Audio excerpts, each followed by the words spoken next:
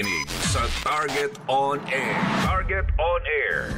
Nako, sa pagpasok po ng 20 Congress, mga kaibigan, at ilang senador na rin nagpaabot po ng suporta. Halimbawa, kagaya ni Senador Joel Villanueva na suportado po niya at iba pang kapwa senador, kumbaga yung pananatili sa pwesto bilang SP, Senate President ni Chis Escudero, mga kaibigan, na sa kanyang posisyon dyan sa Senado dahil matapos na makausap po ng mayorya anong mga senador. Kumbaga marami pa rin senador na kapwa sumusuporta na manatili sa pwesto bilang SP. Itong si Escudero, mga kaibigan, abay sabi ng mama, nasa 13 senador na ang nagpahayag ng suporta kay Escudero at maganda raw po ang ginagawa ng mama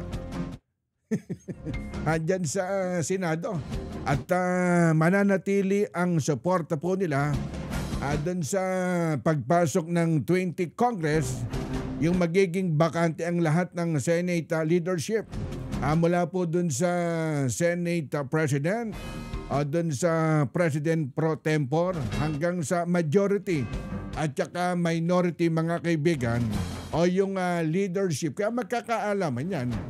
Sabihin na po natin, 13 senador na sumusuporta doon sa pwesto ni SP at magkakaalaman yan kung magkakaroon ng pagbobotohan doon sa bagong leadership. Sa ngayon, kumbaga buo ang suporta po nila. Kagaya kay Senador Erwin Tulfo at saka kay Senador Rapi Tulfo doon sa isang interview naman kasama natin sa media na nagko-cover dyan sa Senate, na madiing sinabi ni Sen Erwin Tulfo at saka si Sen Rapi na susuportahan nila si SP. Kaya magkakaalaman yan kung pagbobotohan o yung pagpalit po ng leadership dyan sa Senado o papalitan po ng bagong Senate President. Kaya antabay tayo at mukhang di agad uumpisahan ay yung trial kay BP Sara ang ngayong 20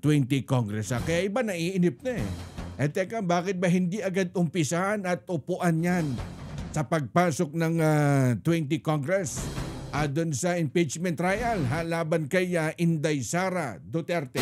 Kayo'y nakikinig sa Target On Air. Target On Air.